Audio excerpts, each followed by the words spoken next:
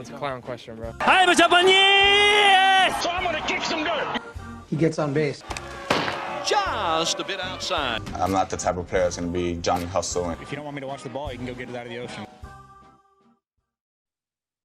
And welcome to the show to be named later, where we're talking baseball kind of whenever. I am your host, Chris Gianta. Over there on the other side of the screen is Daniel Curran. How you doing, Daniel? Chris, I'm doing well. Not really much has happened in the last week, but there are 121 days till opening day. Yes, that is true. It seems, I don't know if any, signings are going to happen in these 121 days. At this pace, No, not really, but just some minor signings. Oh yeah, just a minor signing, like a minor, left-handed pitcher that didn't have a great year last year.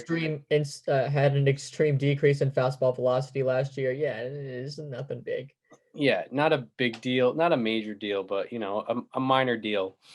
But yeah, that's all we've been seeing. There was one pretty good deal that has happened. The Braves do like to sneak in a good deal like before Thanksgiving happens.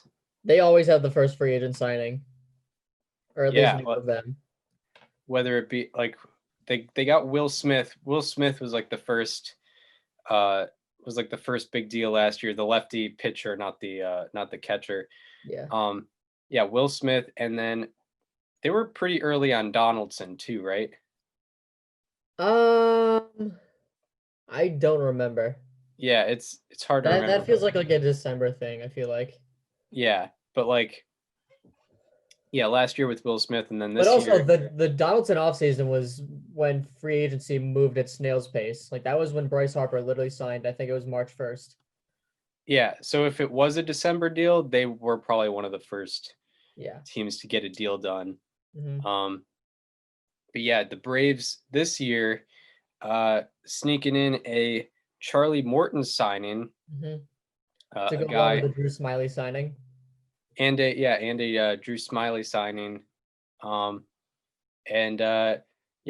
Morton, didn't have a big sample size this past year, but historically speaking, since about 2017 has been one of the better pitchers in all of baseball. So very, very good move by the Braves. And, especially after they had injuries last year and they added in a new guy from the minor leagues this year. They look a lot deeper than they did, in early August of 2020. They looked, the rotation depth looked very bad. Now it looks like a top 5 rotation in baseball. Just 2 months ago, we were talking about if they were going to have enough starters to make it through Game 3 of a series. And now we're talking about one of the best 5-man rotations in baseball. Yeah. Which, exactly. To be fair, they are getting Mike Soroka back. And if they had Mike Soroka before, we're probably not asking those depth questions. But, Charlie Morton, he did have a bit of a down year in 2020. Statistics would show. A lot of people have been taking the 2020 season with a grain of salt, understandably so. Things were a lot different last year, and also it was a smaller sample size. So, I think the Braves are relying on Charlie Morton to be more like his 2017 to 2019 self, and they should be. He is going to be like his 38th season or something like that, 39? He is 37 now, so it's going to be his age 37 season. Oh, that's not that bad. Okay. Yeah, he turned 37 in November. Okay, but he's still got something in the tank then. The Braves are in win now mode. We're looking at a 5-man rotation with Mike Soroka, Charlie Morton, Ian Anderson, Max Fried. How could I forget him? He's probably up in that rotation. And then I guess Drew Smiley would be the 5, but then you also have Kyle Wright and Bryce Wilson for depth. You also have Touki Toussaint, who's looking to develop more. I guess the Braves' only weakness at this point is bullpen, and I guess maybe some lineup depth if they don't bring back Ozuna. But Yeah, I mean, that is certainly a question that will be answered later, but this is a good move by the Braves. You know, they are in win now mode, and this is a win now move. Yeah, and yeah, it's important to get, the starting rotation figured out, because like bullpen is weird, because like you can, quote unquote stack your bullpen and it can fall apart pretty easily, because you never really can rely on bullpen performance. So it's nice that they're getting a good starter. Last year they tried it out with Cole Hamels, but he made one start all season. But Mm-hmm. this time it's Charlie Morton, and it should look like a better version of what they were expecting out of Cole Hamels this As year. long as he can stay healthy, this is a guy that will be able to, get some innings in for you. You're not going to get too many strikeout numbers, but you're going to get ground balls on heavy, and they have a pretty defensively sound infield, so that doesn't sound too bad for them. Yeah, exactly. I'm trying to see if there's a good stat on Morton, but Mm-hmm. hard to tell. But anyway, yeah. Morton, yeah, he's a guy finished third in the Cy Young vote in 2019. It's a good move. What do they get him for? What, $15 15 million? mil. 1 year, 15 mil. Yeah. Very, very low risk. Mm-hmm. You gotta love it if you're a Braves fan. Yeah, I mean, I thought like a team like the White Sox were going to go out and get him. Like that's a team that could use some rotation depth. The Braves could too, certainly, but I mean, I think this is a good signing for Atlanta. I mean, I think Alex Anthopoulos knows what he's doing here. And at one point, would you consider this team a World Series favorite? Because the Dodgers are, they're losing what? I mean, they're losing Justin Turner, but probably not. They're probably going to get him back. They're losing a bunch of guys. Not too many big names, but like some depth guys. And the Braves are obviously getting stronger. They're bringing back Soroka. They have Morton now. The only question mark is Ozuna and the bullpen. But the Braves are a very real World Series contender right now. Yeah, and I mean, they definitely were before all this. They definitely proved themselves. This was a big proving point year, being Mhm. able to win in the playoffs this year. Now they're trying to make this next step and make it to the World Series and potentially win it. And it's also, what should be considered is it's a very good move in terms of getting a guy with postseason experience in, a guy who's been in a game 7 of the World Series situation, a guy who's amazing in winner take all games. We forget to mention that it's a huge deal, because that's a guy who you're very comfortable with on a big stage, rather than Soroka, Fried, and Anderson. Very good. Anderson definitely showed that he was very good in the playoffs, but very young guys, not as much experience. So it's And Ian nice to get Anderson still has a one. bit of a walk issue too that he needs to work on a little bit. Yeah, That's it's nice about the to only get thing. one guy with like a lot of playoff experience under his belt. Mm-hmm. So, I mean, I don't know. Does that wrap it up? Does that wrap your thoughts on that? Um, Pretty much. I mean, it's point blank, just a very good signing. Yeah. It's good on the Braves that they were able to get on it quicker than everybody else, and figure out a deal with Morton before anyone else, because that's a very valuable pickup. 1 year, $15 million. It's not going to damage you at Let all. me ask you this. Do you think their priorities now shift to re-signing Ozuna, bringing back a power bat, or signing Freddie Freeman to an extension? Um, that's a good question. I think it might be extending Freeman, I think it is too. um, because yeah, I mean, not only did he just win MVP and has been consistently one of the best first basemen in baseball, but he's been a Braves guy. He's been with the organization if the up arrow will work here on my computer. He's been in the Braves organization since 2007, so that's 13 years with the organization. He's a guy ingrained in Braves baseball, so I think they want to get that deal done. Yeah. A lot because of that. Ozuna, yeah, I don't know. I don't know how they'll if they didn't re-sign Donaldson, I understand them not signing Ozuna, a Yeah, guy well, I who mean, Donaldson and Ozuna were in very different like stages of their career. Like Ozuna, you could argue is just entering his prime now. Donaldson, we're not going to see anything better than what we saw from him between 2015 and 2017. yeah, that is true, but I'm not sure if they're going to bring to the table what Hmm. Ozuna wants, which is probably going to be a lot, deservedly so. He's going to ask Um, for multi-year.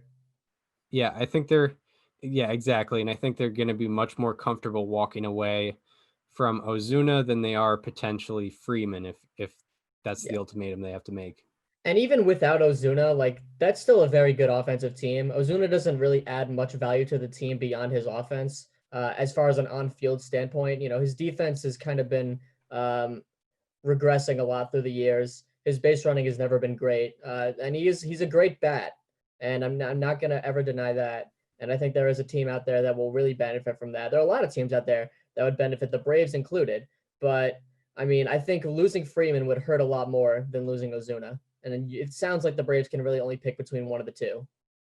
Yeah, because those guys are going to be getting paid pretty similarly, at least on an average annual value Hmm. basis. Maybe and probably ultimately Freeman a little more because Definitely of Freeman more. Freeman's a yeah better all-around player. I mean, yeah exact he's literally good at everything. Like he can hit for average, he can hit for power, he can play defense. He's reasonably quick for a first baseman. He's got a good baseball IQ. He's a fun personality guy. Like literally everything is good about Freddie Freeman. yeah yeah. I think they'll be okay with letting Ozuna go. They signed him for 1 year originally, probably for a reason. Maybe it was more He of a had some down decision years on in St. Louis beforehand. yeah, like maybe it was more on Ozuna's part that it ended up being 1 year, Hmm. um but that's kind of the Brave situation. Making a very good move to start the off season. And I mean, like their next off season moves will probably be happening likely in spring training when they are able to talk to Freddie Freeman about possibly an extension, because if Yeah. you did not know, Freddie Freeman's contract is done after 2021. And he just won MVP, and he's only I think he's still only 30, which is It's surprising not to. bad. Yeah, if you can get him to like for like a 6 year deal, 5 year deal, I think that's within reasonable attainability on both sides. Oh yeah, you look at Paul Goldschmidt's deal, 5 years, $130 million. He was at a very similar age, very similar talent, so probably a similar deal will be happening By with the way, Freeman. do you think the Phillies are the worst team in the NL East? Um, Think I about th- that for a second. Because every team has a reasonable case to be better than the Phillies, and that is probably the most expensive team in the division, I think.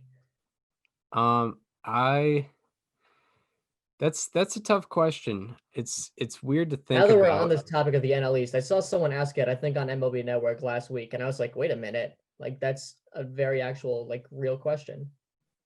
Um, it's possible. I think there it might be a case with the Nationals too. Yeah, and even still with the Marlins. Yeah, it yeah, because Phillies, Nationals, and Marlins I see as very even teams, and none of them are like that bad of a team, Hmm. but it's just how the division lines up. Yeah, and the Braves are obviously the Braves. The Mets are supposed to be a lot better now, and I believe they will be. Um, but yeah, I mean the Phillies are the most expensive team in the division, and they could probably be the worst one. Yeah, uh, yeah, exactly. That's And that's why I like. Did you see that Reese Hoskins got hurt and is going to be out for like I think the beginning of next year? Oh no, how long Uh, or what happened? I'm pretty sure I saw this. Um, yeah, Reese Hoskins is one of their big bats. One of the reasons that I I thought they were going guess. to be a playoff team. Okay, Uh, never mind. I guess you're gonna have to cut that out. I thought I could have sworn I saw something, but I guess not. oh, All right. good news. Yeah, Good news out of Philly. Reese Hoskins not hurt. not But hurt. JT Realmuto, he's not hurt either. But there's a very real chance that he won't be back next year. Yeah, there is a very real I could have sworn I chance. saw that. Oh my god. That was I'm awful. logging off. That was terrible. But Yeah. Ignore what I exactly. said about Hoskins. I hope he's not hurt, and I hope he doesn't get hurt. Yeah, but if there's no Real Muto, that's gonna be a bad look, because it's like we've talked about the Phillies before. Like they're Hold on. So I googled Reese Hoskins to go to Google News to see the first question on people ask is Reese Hoskins good? it's hilarious. It's a great question to ask Google. I mean, if we're being honest, he didn't have a great second half in 2019, and he wasn't very good this year either. Yeah, it's weird. Yeah, the Phillies, we've talked about them. They're very a very top heavy roster. Yeah, they are. I would have put, a couple years ago, you would have put Hoskins at the top. Or Hoskins had a decent year last year. He did have a decent year this year. He had an 887 OPS. Yeah, But he also had like a 887 strong 3 weeks. Like I think a lot of it was like very streaky. Yeah, very streaky. But yeah, it's a very top heavy roster. You got Nola and Wheeler, who were top 10 pitchers in the NL, each of them top 10 pitchers in the NL this year. Bryce Harper had a very good season, OPS above 950. Got Hoskins in there. Alec Boehm was a Rookie of the Year finalist.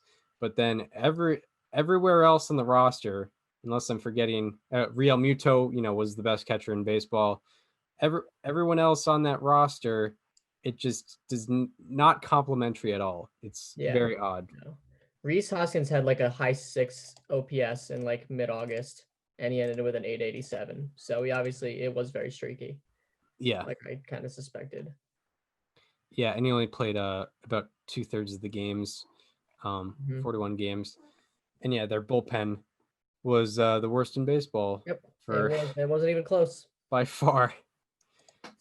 Other than like the Mariners, maybe. That's like the only other team that you can make a case for. I guess.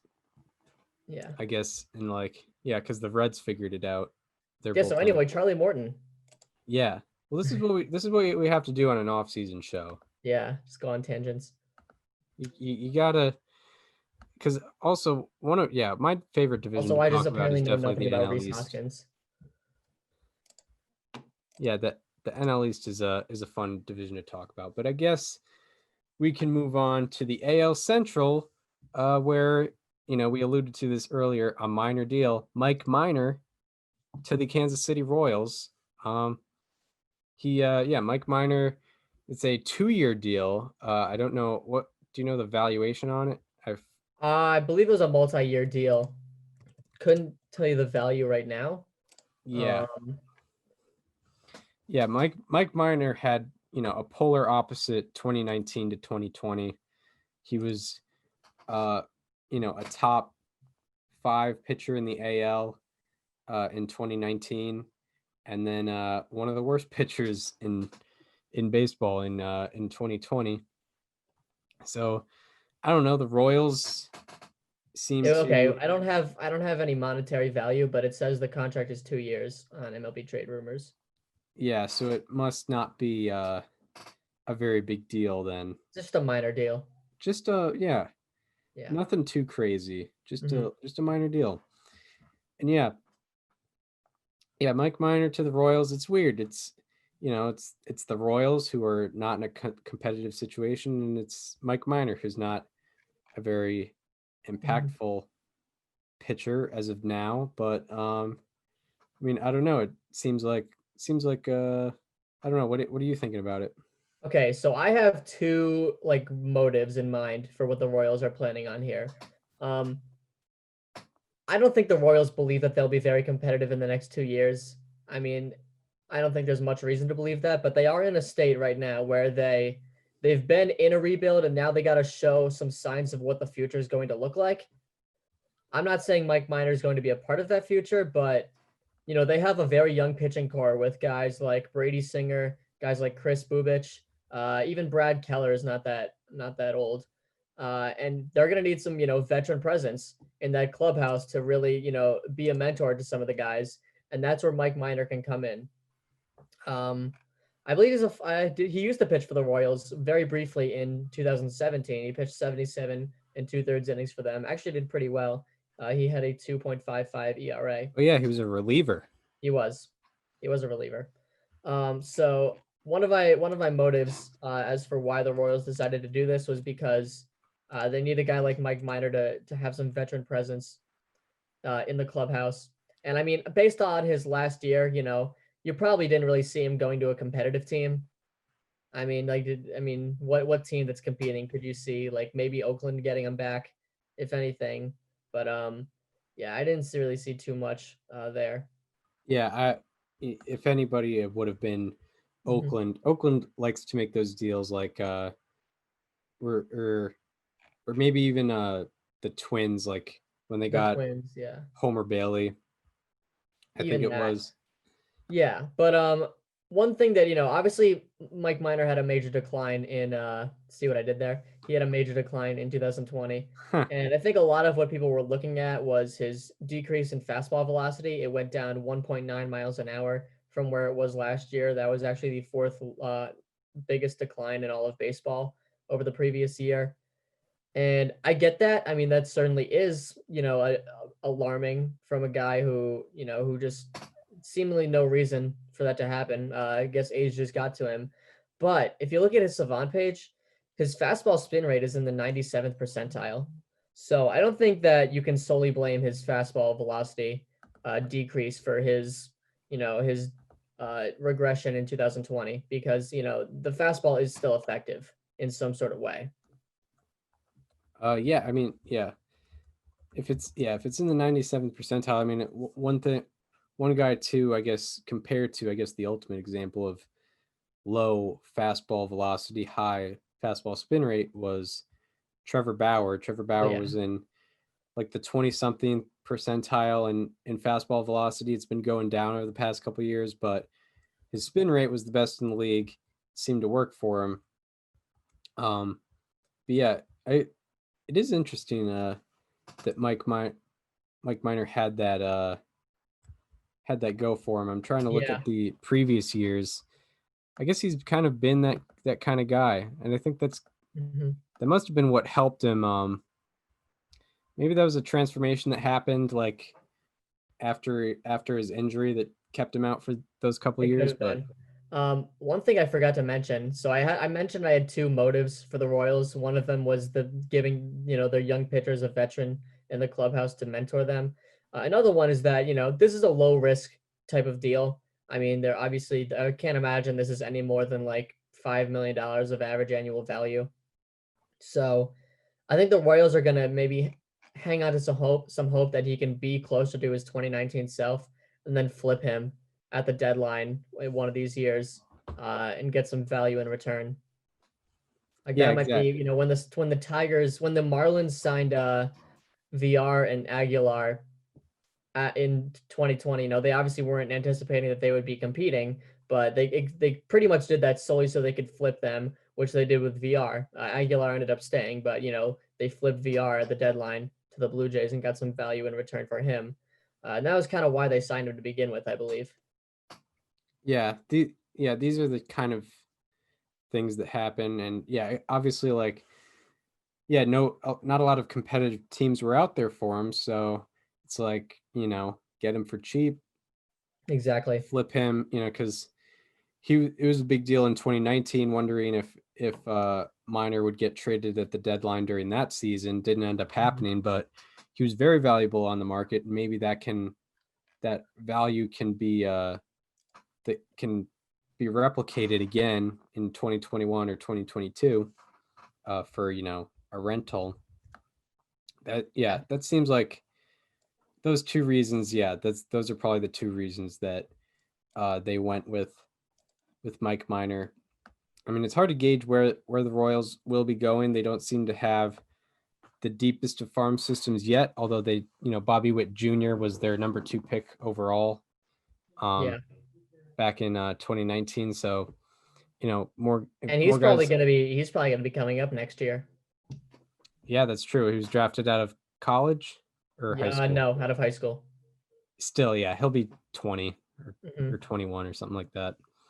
Yeah, So and that, he played like remember when like before the season started when a couple teams did like exhibition games like between each other. Bobby Witt Jr. played in a bunch of those. So Mhm. I mean he's definitely not coming up right away because he's he hasn't played a minor league game in a year and a half. I could see him being like a mid-season to late season call up next year. Yeah, it could work unless the Royals plan on saving him for and get him under 172 days of service for like 2022. Yeah. Unless they do that, then yeah, it would make sense that he would come up late I mean, next you know year. what? I would say September calls, but expanded rosters aren't a thing anymore. So if there's a case against him, it would be that. Yeah, that is true. But yeah, Mike Minor to the Royals, not a major deal, but there's always potential. We saw it in 2019. There is always potential.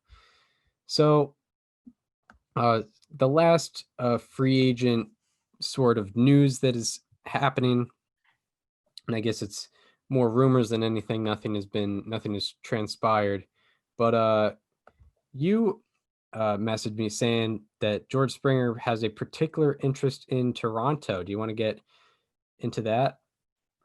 Yeah. So I'm gonna pull up the quote here on Twitter. The Score reported 7 hours ago. George Springer is giving serious thought to playing for the Blue Jays. Um, I mean, I think it makes sense that he's going to be leaving the Astros. I really don't think any of those free agents are going to stay. For the obvious reason of this, they just don't want to be a part of that organization. They don't want to, have that attached to them. I mean, obviously, if Springer goes somewhere, that's going to be attached to him. But if he stays with Houston, it's gonna look like he still wants to be a part of the organization that has a bad rep. And I mean, he's given everything he could to that organization. He won a World Series. He was the World Series MVP. And overall, he's just been a great piece for them. I think it is time for him to move on. And it seems like that's what he's going to be doing. Toronto would be, I mean, that would be a really good move on both sides because that's a favorable ballpark for him. I mean, the dimensions aren't too crazy. It's not really hitter or pitcher friendly. It's sort of neutral, if anything, leaning hitter friendly. But that's a place where they don't really have, they are looking for depth where they can find it because a lot of their big name players are infielders. So that would make their outfield Lourdes Gurriel Jr., George Springer, and Teoscar Hernandez. Uh, Hernandez who had a big season last year. That'd be very deep for them. And that would give them one of the better lineups in the American League because that's a guy you can plug in at the leadoff spot who can then make way for, Bo Bichette, Vlad Jr. if you can develop, Kevin Biggio, Hernandez, like I mentioned earlier, Rowdy Tellez even. And I mean, to go along with the pitching staff with, Ryu, they just re-signed Robbie Ray, guys like that, and anyone they can develop like Nate Pearson. I mean, that makes them a much deeper team, and that puts them in a much better situation going forward. Yeah, it does make more sense that he would be interested in Toronto because he is going to be signing a multi-year deal, probably 4 or 5 year deal. Yeah. So, might as well, get paid while investing in a future that they have going on in Toronto. They were an above 500 team last year. They made the playoffs, even though it was expanded, they made the playoffs.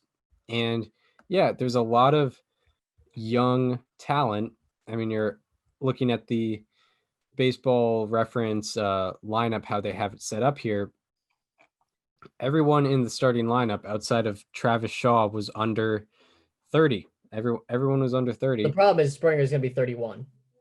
Yeah, but Springer, he'll be, I understand it from Springer's perspective because he's joining a team that will probably be competing for divisions and things of that nature for the next few years. Maybe it starts this year. But Mm-hmm. yeah, Vladimir Guerrero Jr., Kevin Biggio, Bo Bichette, the big three, Lourdes Gurriel Jr., Teoscar Hernandez. Rowdy Tellez, Those are Danny guys that are going to Davidson. be producing for that offense for the next few years. It's pretty much a guarantee. So it would be a good move on Springer's part if he wants to consistently be in the playoffs or in the playoff hunt. It totally makes sense for him to be really invested in Toronto. Yeah. How many years was Ryu's deal? Was that 4? Yeah, 4 years, 80 million. Okay. Yeah, I figured it was something like that. So that would give them 3 years with both of those guys, assuming the deal is for that long, which it probably will be. Yeah, based on what we've seen last year, but I guess Ryu's a little more injury prone. I mean, this is a guy who's been one of the premier bats every year. I mean, that he's been in the league. His worst single season OPS plus is 114. And that was a year where he got hurt, I believe, for a couple weeks or so in 2018. And he had a 140 last year. This is the guy that performed really well on the Astros without trash cans. He had a close to 900 OPS last year. So, I don't think you're going to have to worry about is he going to be able to adjust to not knowing what pitch is coming, because he obviously proved that he, can function without it. This year, he was actually the wins above replacement leader for the Astros, and he's a great defensive center fielder as well. He's pretty much a great all-around player, like I mentioned earlier, with who did I mention that with earlier? With Freeman, that's who. Yep. Yeah. I mean, I think this would be a good signing for Toronto. The only thing that worries me is the age and the back end of that deal, what that's going to look like and where the Blue Jays are going to be at that point, because, obviously the Blue Jays are up and coming, but they do have 2 teams in their division that are clearly better than them that are probably not going away anytime soon. So, in 3 years, if Springer's 34 and he's showing signs of declining, is that contract going to look bad when the Yankees and Rays, if they're still on top of the division, the Blue Jays are still trying to fight their way up there? Wait, what was that? What was that last part?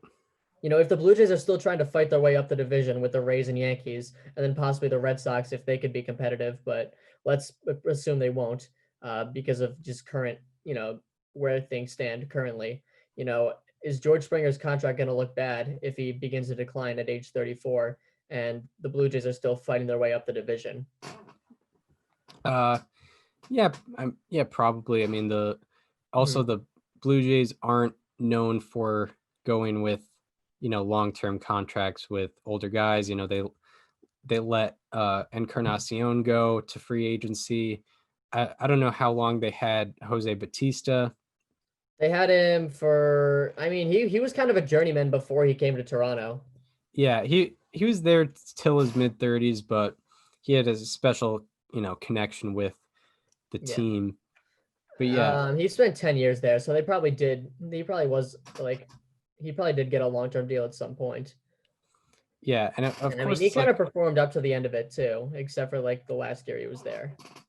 Yeah, and it's hard to gauge, we've talked about it. It's hard to gauge how much money teams will be spending, but in a normal year, Springer's probably getting maybe somewhere between 20 to 25 million a year. So it could potentially backfire. But I feel like with a guy of Springer's caliber and style of play, as long as the injury bug doesn't hit him, I think it should work out. But, of course you can always be wrong about that. I think it might be safer, I guess would be the term you could say, might be safer than the Ryu deal. The Ryu deal might end up being better, but Springer's a pretty good investment. He's been pretty consistent his whole career up to this point. So, and Toronto's not that small market of a team where they're medium. Yeah, they're medium. They're in the middle. They're with the Braves, Cardinals, tier. Braves, Cardinals, Mets before Cohen bought them. That kind of tier of spending. But anything else on George Springer being particularly interested in Toronto? I think the Blue Jays should go for it. obviously, I mentioned what if they don't, what if they're never able to surpass the Rays and Yankees? This is how you're going to do it. You've got to get guys like this that are going to make your team better. Some sort of veteran presence, guys who have been around the game and have experienced, the postseason and pretty much been around everything. So I think they should go for it.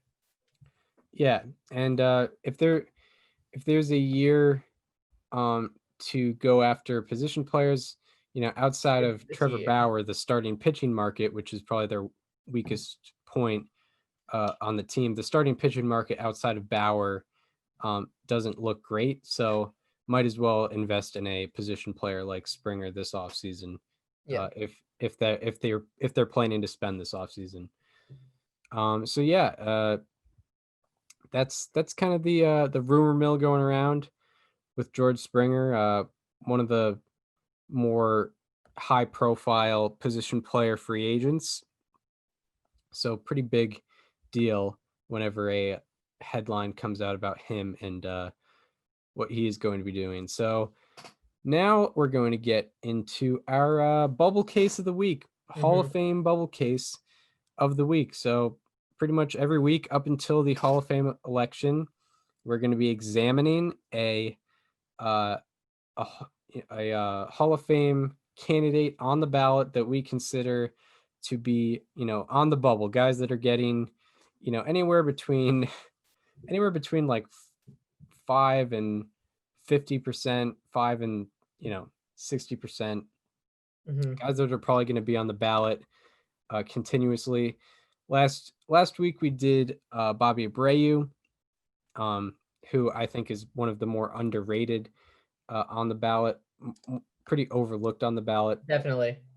And then this week we're going alphabetically. So Abreu was an A.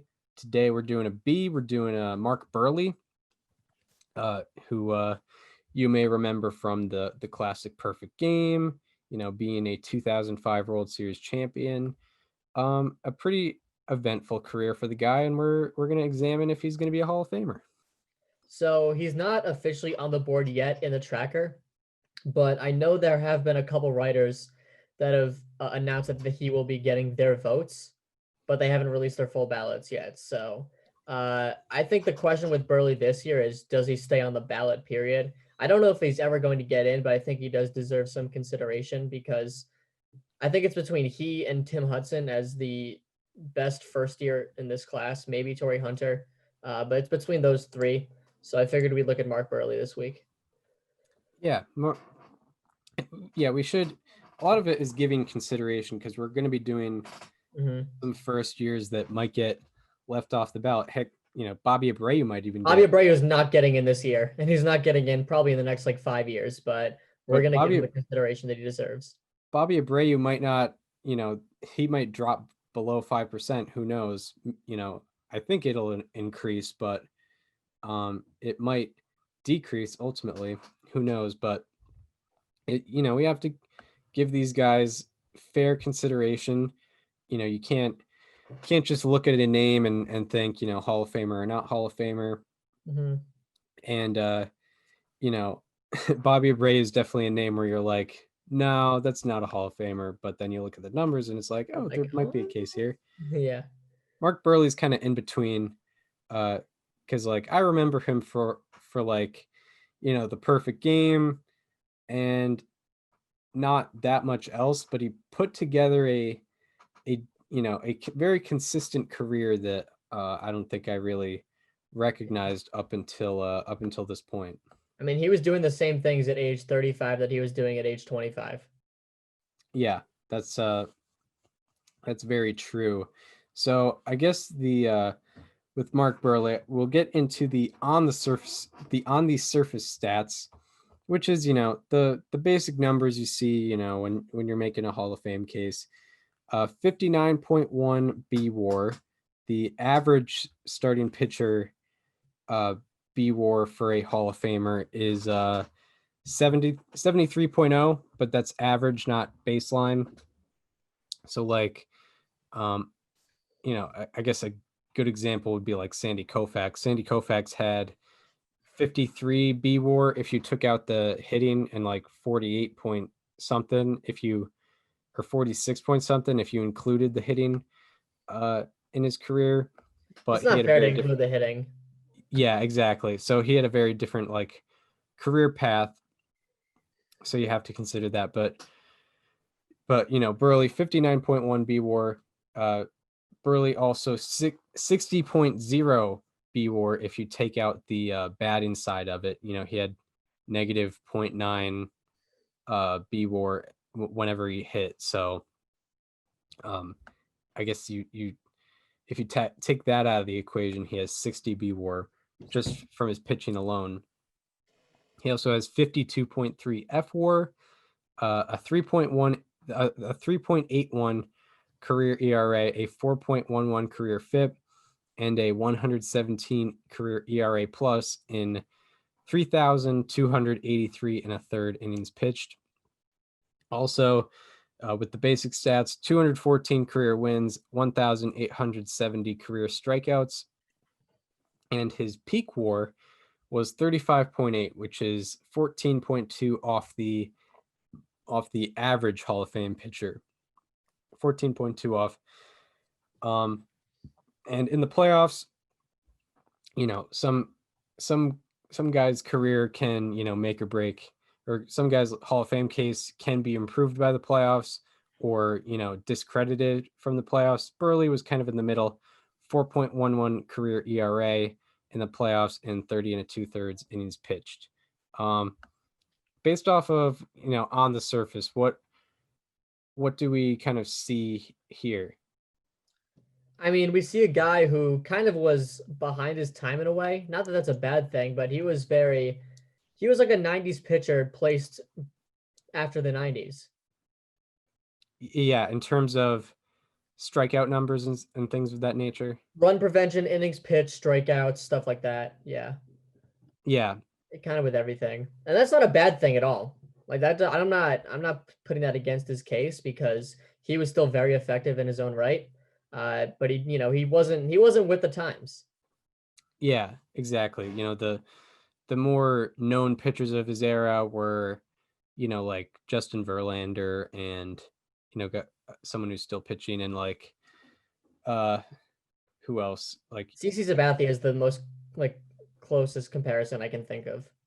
Yeah, but guys that are more known for their strikeouts, but Mark Buehrle was, a very contact pitcher, and I never put that against any pitcher because, as long as you get the guys out, that's kind of what it is. So, and we know that strikeouts don't automatically dictate run prevention. Exactly. So now we will compare him to guys with similar numbers to Mark Buehrle. There's about 10 to 15 different guys you could compare him to. So here's the list of retired pitchers with a B WAR between 58 and 62 in the live ball era. Pitchers with a B WAR between 58 and 62 in the live ball era. So, Mark Buehrle had exactly 60 if you took out the hitting. So kind of a very good comparison. So there's CC Sabathia, who is a likely Hall of Famer, Juan Marichal, who's a Hall of Famer, David Cohn, who is a first ballot drop, although I do think David Cohn should be getting in a veterans committee at some point because he had I would not be mad. Yeah, he had a very interesting career. He had like a 125 ERA plus in his career or something like that. I was looking at it earlier. Pretty odd that he just kind of got left off, but I guess a lot of it is he didn't amass even 200 career wins, but that's a different story for a different day. Then there's Don Drysdale, who is a Hall of Famer. Andy Pettit, who is a possible Hall of Famer, if not for PED use. He's on the ballot, but he's been getting like 10 to 15%. Jim Bunning, who was a Hall of Famer elected through the Veterans Committee, and I think he earned it. And then there's Hal Newhouser, who's a Hall of Famer. Brett Saberhagen, who was a first ballot drop. And how is that a thing, by the way? Saberhagen. Saberhagen. He deserves better. I thought he had two times Cy Young winner, a 3.34 ERA, strikeout to walk ratio of 3.64. You're telling me that's a first ballot drop over 16 years too? Yeah, it's 126 ERA plus. it's weird. It's weird. That's bad. That's not okay. And then the last guy between 58 and 62 B war in the live ball era was Chuck Finley, who was also a first ballot drop. And then there's retired pitchers with an ERA plus between 115 and 120 in 3,000 to 3,500 innings pitched in the live ball era. Buehrle, of course, 117 ERA plus in a little under 33 innings pitched. There's Dennis Eckersley, who's a Hall of Famer, but his case is a bit different because he had almost 400 career saves. He had a interesting career path. Andy Pettit, Tim Hudson, who is on the ballot, who probably we're going to be going over at some point. Billy Pierce, who was a 5th ballot drop. Dutch Leonard, who was a 7th ballot drop, and Bucky Walters, who maxed out on ballots. I think he was on the ballot 15 times. He never got dropped off, but never got to that 75% mark. So is there anything surprising or anything eye-popping from the guys that kind of share his statistics?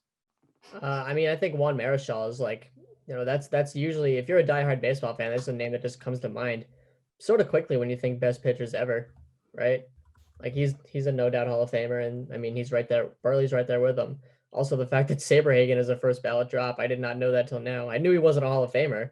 I did not realize he was a first ballot drop.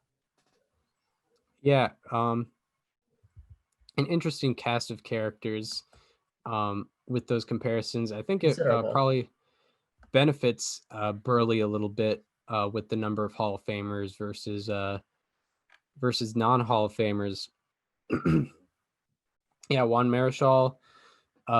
Yeah, he's one of the faces of that era, like late 60s, early 70s.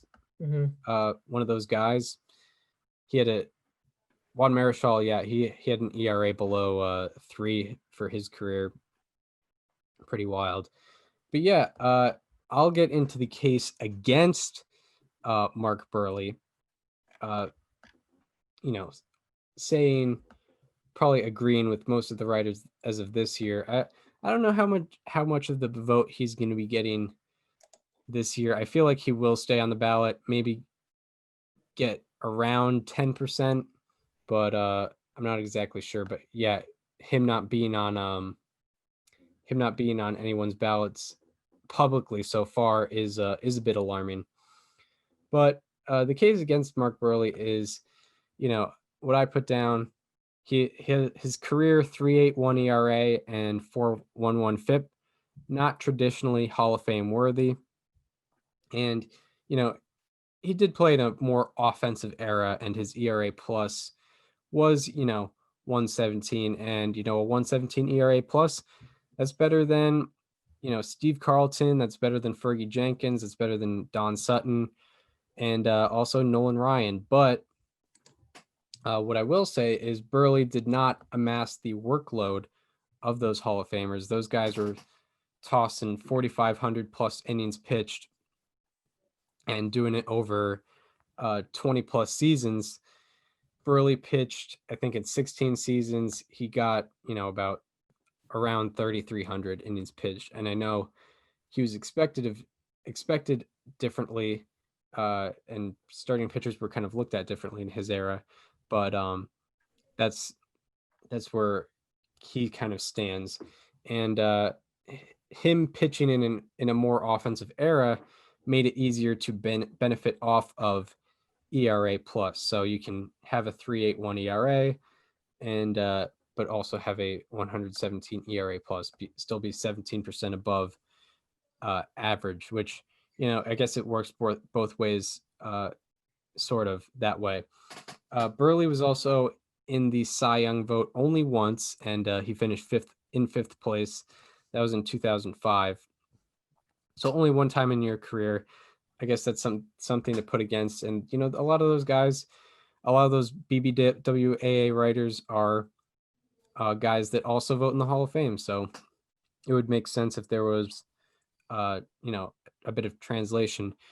Also, Mark Buehrle, it kind of makes sense that he was only in the Cy Young vote once because he finished top 5 in his league in ERA only twice and top 10 in ERA only 4 times.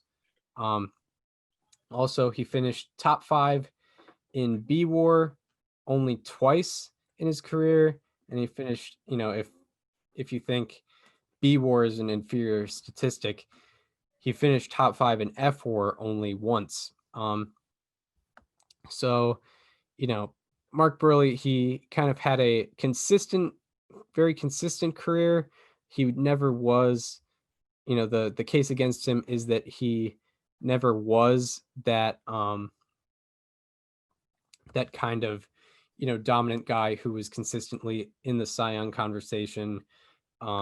He was just kind of, he was always, you know, pretty good, always, you know, in the top 15 in his league, but was never quite dominant. But his workload, there's a good case to be made for him because of all that workload and his ability to be, you know, pretty good for a very long time.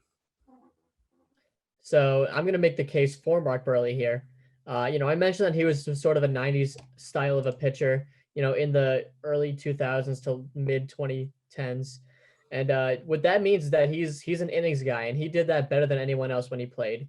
He has more 200 inning seasons than anyone else since 1993.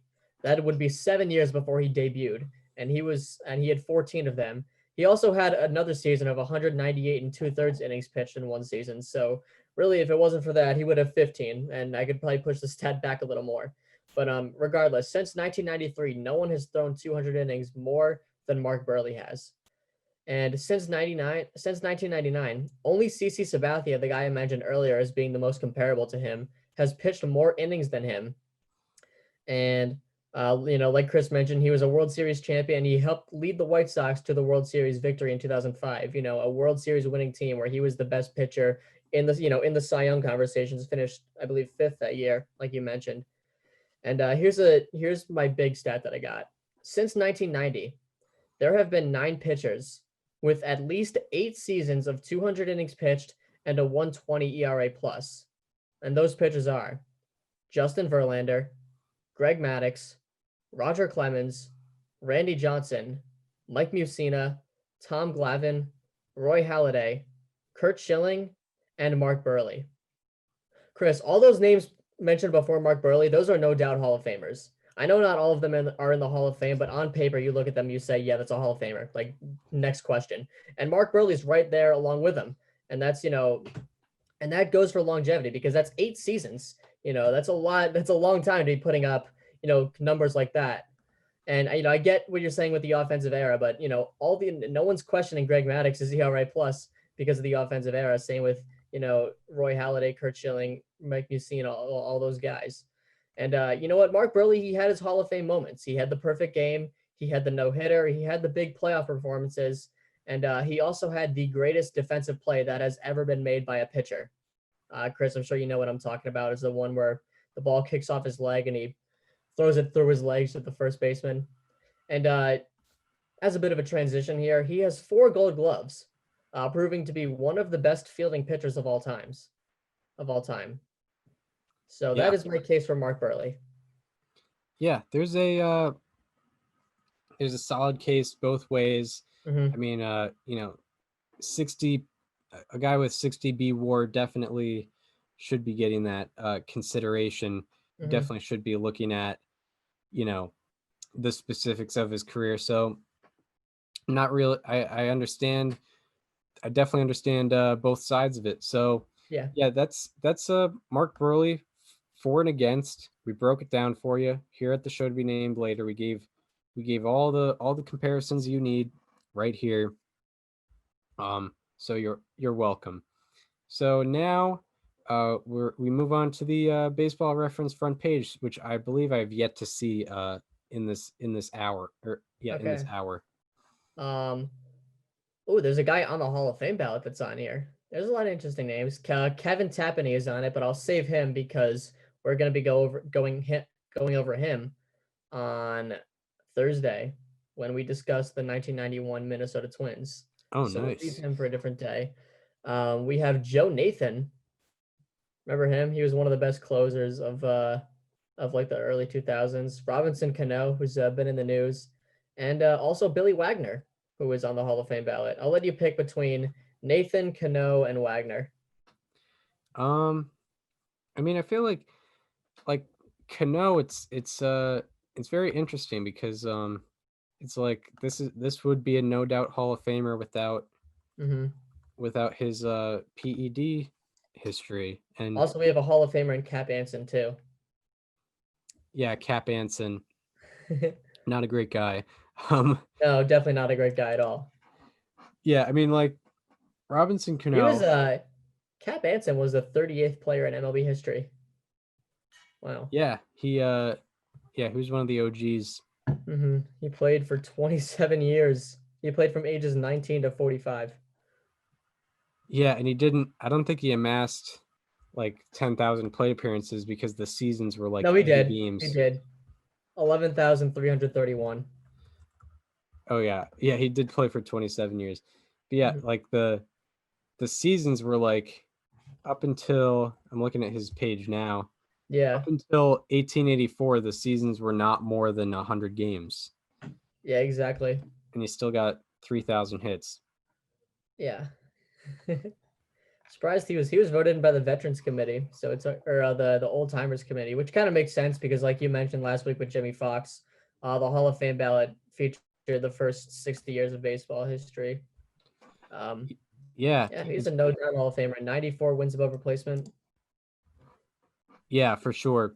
But also a he's one of the guys that are mentioned with like character clause, like yeah. He well, to be fair, his actions were, I'm not saying they were right, but they were more acceptable, at that time. Yeah, I mean, if someone did what Cap Anson was doing today, no, that's not allowed. That's a no-go. Yeah, he had opinions that were shared by many at his time, especially like I guess it would make more sense in the Midwest where he was.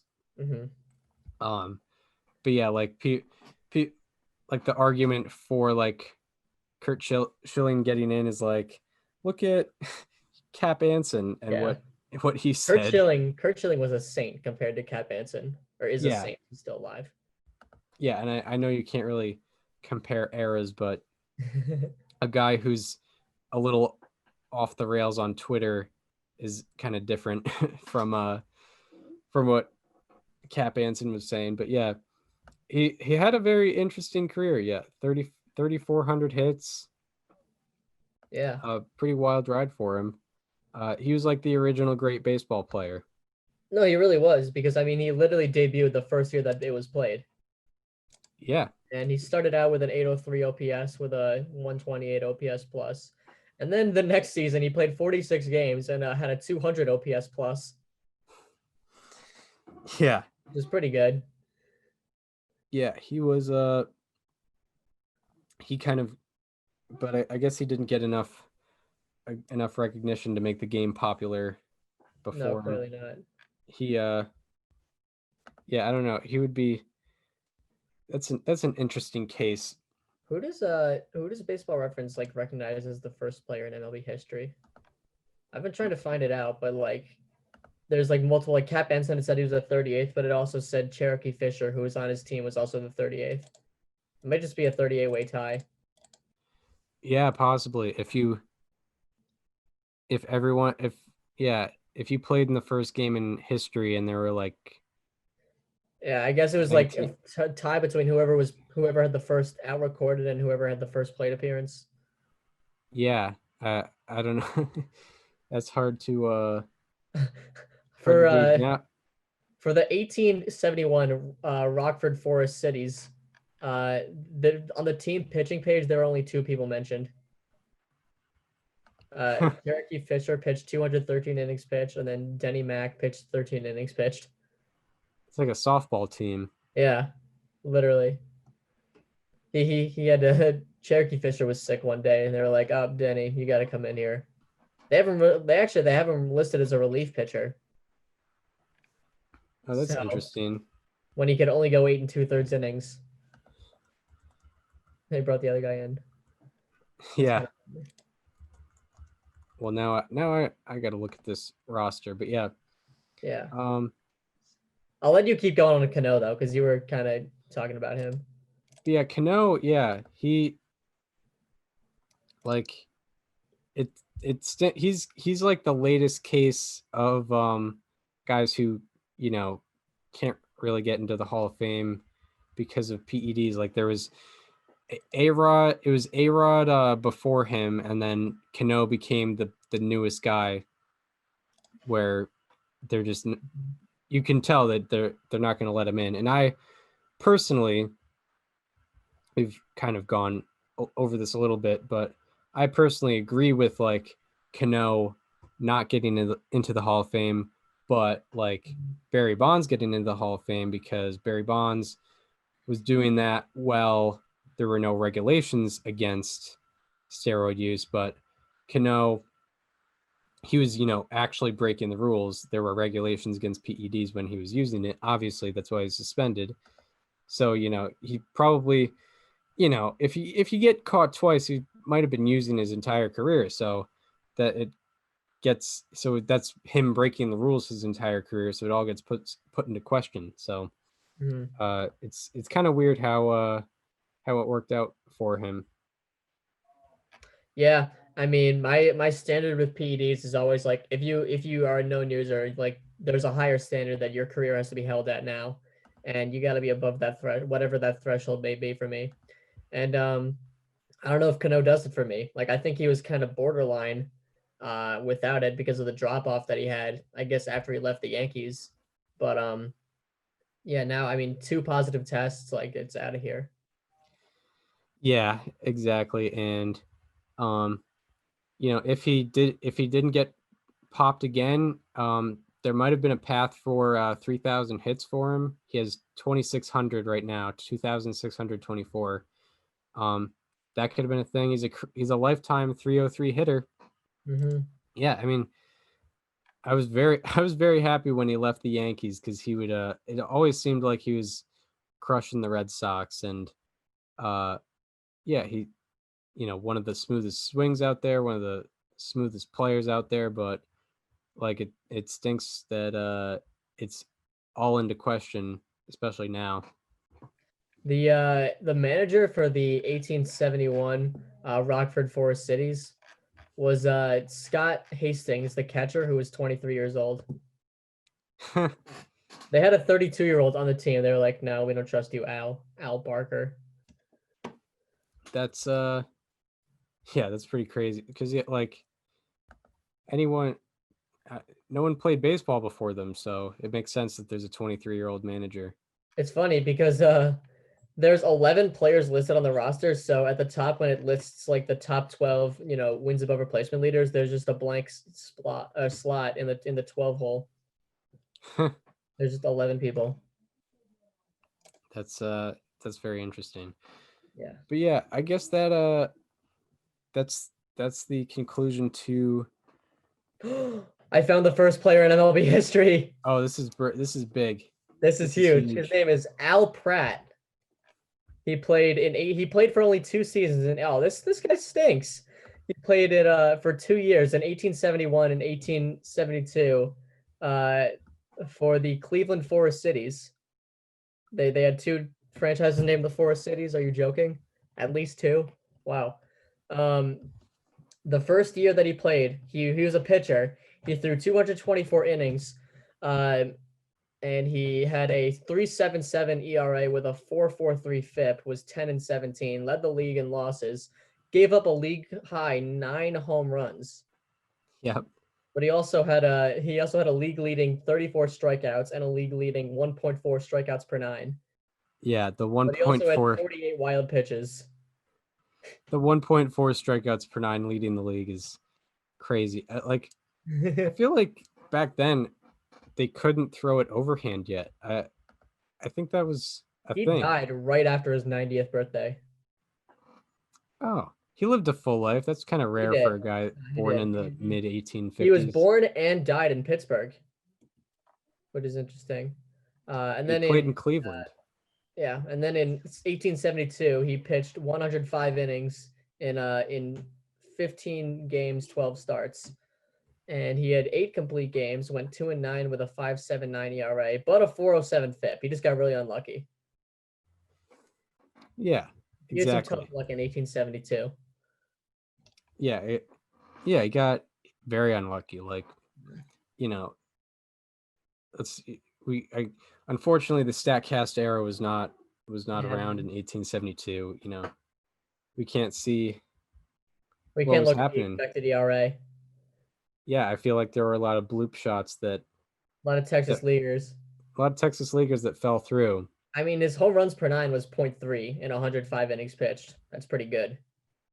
Yeah, or I don't know. I don't know if it is 0.3 home runs per 9 in 1872. I feel like that's kind of par for the He gave up course. 3 home runs in 105 innings pitched. Yeah, but I guess he got gonna take a look at the 1872 team. Did he get, because he pitched about half as much as he did the year before. So I guess they took him out as the primary guy, but Yeah. the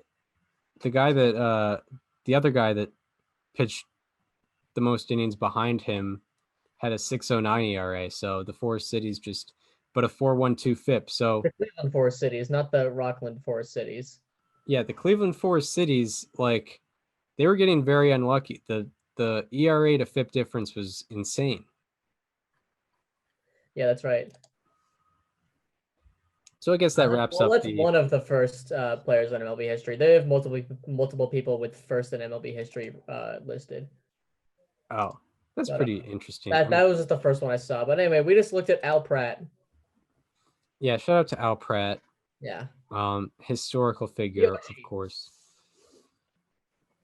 So I guess that wraps up episode 73 of the show to be named later. We hope you enjoyed this, sort of midweek check-in, seeing what's going on in Major League Baseball, looking at a bubble case, digging on the first player in Major League Baseball history and the 1871 Cleveland Forest Cities. By the way, I don't mean to shameless self-plug here, but I've been writing recently for thefansmagazine.com, and I put up a really good article this past week about Mike Trout's hidden weakness, which we've gone over on this show. So if you're an OG on this show, you'll know what I'm talking about. But if you want to read about it and see some of the instances where Mike Trout ran into this foe of his, it is on thefansmagazine.com. Yeah, please go check that out.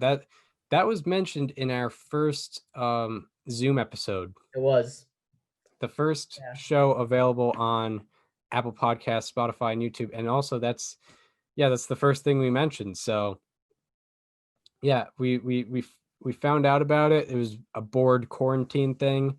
And it's a very Daniel's deep dives on thefansmagazine.com. Mm-hmm. It's very, very good stuff for goofy baseball stuff. This week may have to be the first player in MLB history. Yeah, possibly. The many first players.